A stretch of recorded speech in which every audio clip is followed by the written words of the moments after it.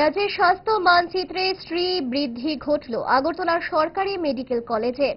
স্বাস্থ্য শিক্ষার প্রসারে নতুন খোঁজ শুনিয়েছে কেন্দ্রীয় স্বাস্থ্য ও পরিবার কল্যাণ মন্ত্রক।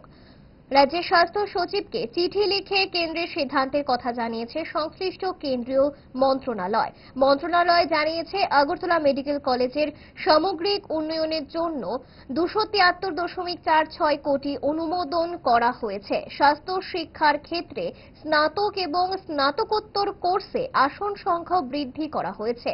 স্নাতক কোর্সে আসন বৃদ্ধির পরিমাণ 150, এর মধ্যে কেন্দ্রীয়ভাবে সংরক্ষিত থাকছে 135 আসন, রাজ্যের জন্য থাকছে 15 আসন।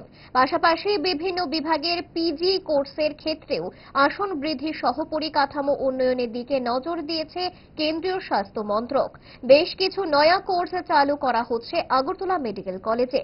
কেন্দ্রীয় স্বাস্থ্য মন্ত্রকের সচিব রঞ্জন দুবে আজ চিঠিতে রাজ্য স্বাস্থ্য সচিবকে এই খবর জানিয়েছেন।